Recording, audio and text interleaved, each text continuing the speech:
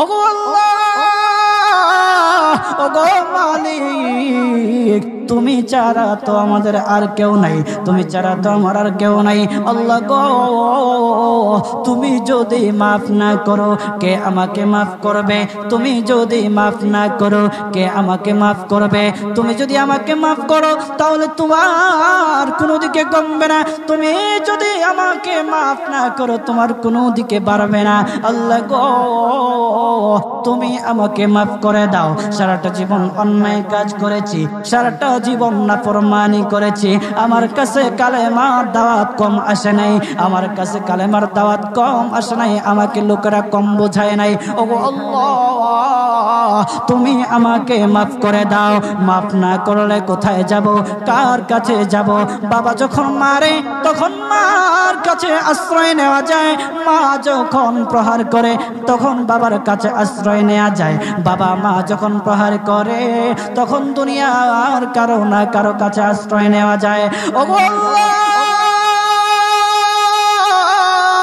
ওগো মালিক, তুমি যদি আমাকে মারো, তুমি যদি আমাকে আযাব দাও, ওগো আল্লাহ, কার কাছে যাব, কার কাছে গিয়া মাফ চাইবো? ওগো আল্লাহ, মেহেরবানি করে মাফ করে দাও। এইরকম কান্না করতেছে, কান্না করতেছে, চোখের পানি তার এমন ভাবে পড়তেছে, দাড়ি ভিজতেছে, দাড়ি ভিজে জমিনের মধ্যে চোখের পানি পড়তেছে, কান্না করতেছে। বান্দাটা কান্না করতে করতে করতে করতে আমার আল্লাহর কাছে এমন গ্রহণযোগ্যতা অর্জন করেছে, মহান আল্লাহ রাব্বুল আলামিন তার ডাকে সাড়া দিয়া তার জিন্দেগির সব গুনাহ মাফ করে দিয়েছেন। হযরত মূসা আলাইহিস সালাতু ওয়াস সালামের যুগের ঘটনা। একজন বড় পাপিষ্ট ছিল, জীবনে এমন কোন গুনাহ নাই যে গুনাহ সে করে নাই। তার গুনার প্রতি অতিষ্ঠ হইয়া, মানুষ তার গুনার প্রতি অতিষ্ঠ হইয়া গ্রামের লোকেরা তাকে হাত পা বেঁধে জঙ্গলের মধ্যে ফেলে দিয়ে আসে। জঙ্গলের মধ্যে থাকতে থাকে, কিছুদিন থাকার পর মালাকুল মউত যখন তার সামনে এসে উপস্থিত, এর আগ মুহূর্তে সে বান্দা আল্লাহর কাছে ডেকে ডেকে বলতেছে, ওগো মালিক, তুমি ছাড়া তো আমাদের আর কেউ নাই, তুমি ছাড়া তো আমার আর কেউ নাই। আল্লাহ গো, তুমি যদি মাফ না করো কে আমাকে মাফ করবে? তুমি যদি মাফ না করো কে আমাকে মাফ করবে? তুমি যদি আমাকে মাফ করো তাহলে তোমার কোনো দিকে কমবে না, তুমি যদি আমাকে মাফ না করো তোমার কোনো দিকে বাড়বে না। আল্লাহ গো, তুমি আমাকে মাফ করে দাও। সারাটা জীবন অন্যায় কাজ করেছি, সারাটা জীবন নাফরমানি করেছি, আমার কাছে কালেমার দাওয়াত কম আসে নাই, আমার কাছে কালেমার দাওয়াত কম আসে নাই, আমাকে লোকেরা কম বোঝায় নাই। ওগো আল্লাহ, তুমি আমাকে মাফ করে দাও। মাফ না করলে কোথায় যাব, কার কাছে যাব? বাবা যখন মারে তখন মার কাছে আশ্রয় নেওয়া যায়, মা যখন প্রহার করে তখন বাবার কাছে আশ্রয় নেওয়া যায়, বাবা মা যখন প্রহার করে তখন দুনিয়ার কারো না কারো কাছে আশ্রয় নেওয়া যায়। ওগো আল্লাহ, ওগো মালিক, তুমি যদি আমাকে মারো, তুমি যদি আমাকে আযাব দাও, ওগো আল্লাহ, কার কাছে যাব, কার কাছে গিয়া মাফ চাইবো? ওগো আল্লাহ, মেহেরবানি করে মাফ করে দাও। এইরকম কান্না করতেছে, কান্না করতেছে, চোখের পানি তার এমন ভাবে পড়তেছে, দাড়ি ভিজতেছে, দাড়ি ভিজে জমিনের মধ্যে চোখের পানি পড়তেছে, কান্না করতেছে।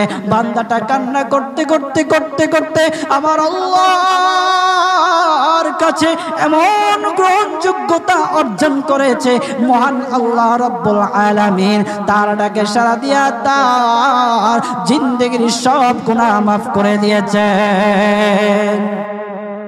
ওই বান্দাটা তাওবা করতে করতে করতে করতে হঠাৎ ইন্তেকাল করে। ইন্তেকাল হওয়ার পরে হযরত মূসা আলাইহিস সালাতু ওয়াস সালামকে মহান আল্লাহ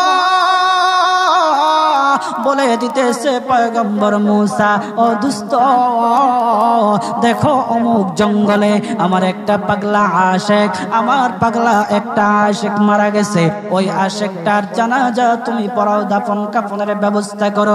ও মূসা আর তুমি একটা ঘোষণা দিয়ে বলে দাও, একটা ঘোষণা দিয়ে দাও মূসা রে,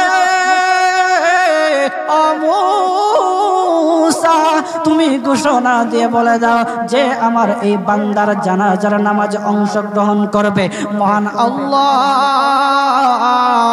তার জীবনের সব গুনাহ মাফ করে দিবে। আল্লাহু আকবার। আরো জোরে বলেন না আল্লাহু আকবার, আরো জোরে বলেন আল্লাহু আকবার। হাত উঠায়া বলেন আল্লাহু আকবার, আল্লাহু আকবার। মুসলমান বাবাজি গভীর মনোযোগ। হযরতে মূসা আলাইহিস সালাতু ওয়াস সালাম একটা পাহাড়ের উপরে উঠলেন। পাহাড়ের উপরে ওঠার পর তখন ডেকে ডেকে বলতেছে, ও উম্মতেরা রে, আমার উম্মতেরা শোনো, আল্লাহ রব্বুল আলামিন একটা সুসংবাদ দিয়ে দিয়েছে। আমার আল্লাহ রব্বুল আলামিনের একটা আশেক একটা ওই অমুক জঙ্গলের মধ্যে মারা গেছে, ওই পাগলা আশেকের জানাজার নামাজ অংশগ্রহণ করো। যদি জানাজার নামাজ পড়ো তখন আমার আল্লাহ তোমাদের জীবনের সব গুনাহগুলি মাফ করে দিবে। কেউ যদি নিজের গুনাহ ক্ষমা করাইতে চাও, কেউ যদি নিজের গুনাহগুলি ক্ষমা করাইতে চাও, তাহলে মহান আল্লাহ রব্বুল আলামিনের ওই পাগলা আশিকের জানাজায় অংশগ্রহণ করো। তখন লোকেরা দলে দলে জানাজায় অংশগ্রহণ করার জন্য দলে দলে গেল, জানাজার নামাজ আদায় করলো। আদায় করার পর পয়গম্বর মূসা আলাইহিস সালাতু ওয়াস সালামকে বলতেছে, ওগো আল্লাহর পয়গম্বর, ও পয়গম্বর, যার জানাজায় অংশগ্রহণ করার কারণে মহান আল্লাহ তার জীবনের সব গুনাহ মাফ করে দেবে। এমন মহা ব্যক্তি, তো এই মহান ব্যক্তিটাকে তো একটা নজরে দেখা দরকার, অবশ্যই দেখা দরকার। আমাদেরকে সেই ব্যক্তিটাকে দেখান। তখন মূসা আলাইহিস সালাতু ওয়াস সালাম বলতেছে, ঠিক আছে তোমাদেরকে দেখানো হবে। তখন যখন দেখাতে গেলেন, দেখানোর সাথে সাথে লোকেরা বলল, পয়গম্বর আপনি কি বলেন, এই লোকটাকে তো আমরা ভালো করে চিনি।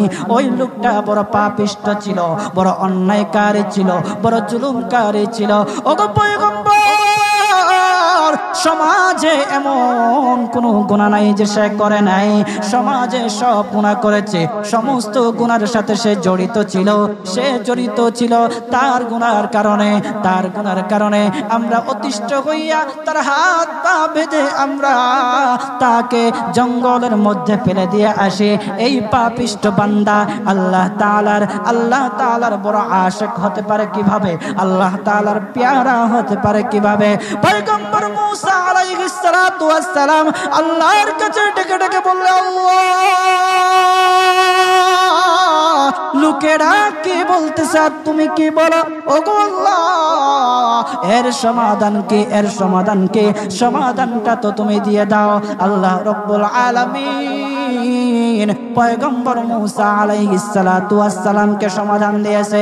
বলতেছে, ও মূসা দুষ্ট রে, ও দুষ্ট, তারা যা কথা বলেছে, লোকেরা যে কথা বলেছে সত্য বলেছে। আমি আল্লাহ যা বলেছি তাও সত্য বলেছে। ও পয়গম্বর মূসা, তারা যা বলেছে সত্য বলেছে।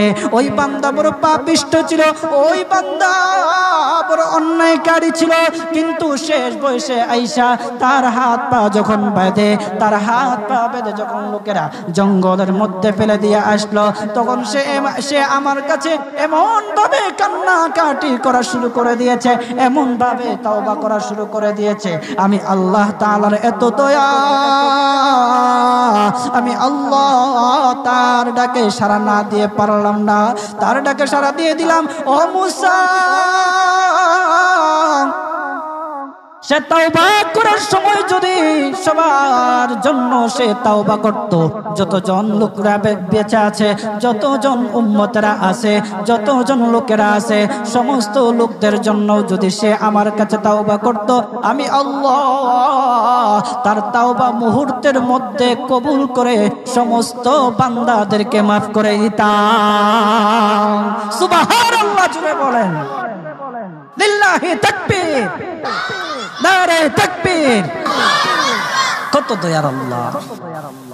একটা বান্দা সারা জীবন গুনাহ করেছে, অন্যায় কাজ করেছে, শেষ বয়সে আইসা শুধু আল্লাহকে ডাকছে, আল্লাহর কাছে মাফ চাইছে।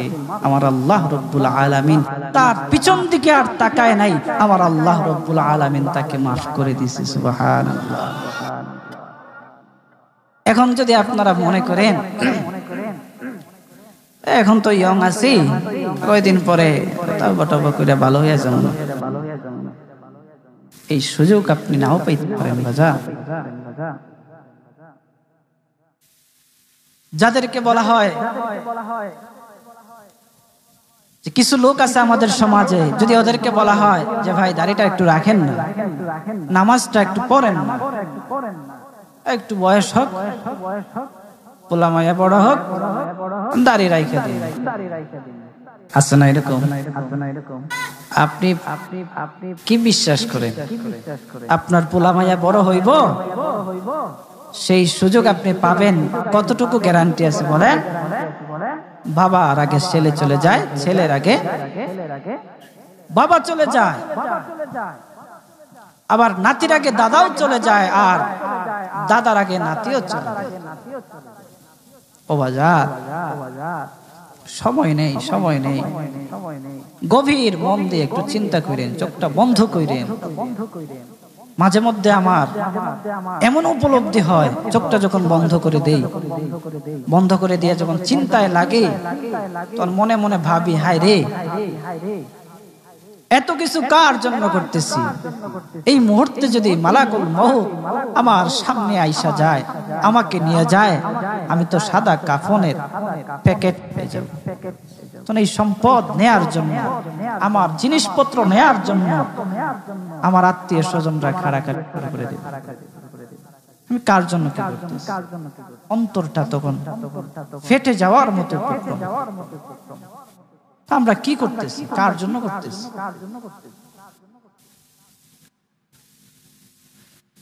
আজকে মরে গেলে আপনার সন্তান কালকে আপনাকে স্মরণ করবে কিনা সন্দেহ আছে। কিছু কিছু ঘটনা এমনও ঘটে যে বাবা মারা গেছে, সেই সন্তানেরা সম্পত্তি বন্টন করার জন্য বাবার লাশটা পর্যন্ত দাফন করতে দেয় না। আমাদের সমাজে এগুলো দেখা যায় না? আপনি কার জন্য কি করতেছেন? কার জন্য করতেছেন? কি করিলাম দুনিয়াতে আসিয়া,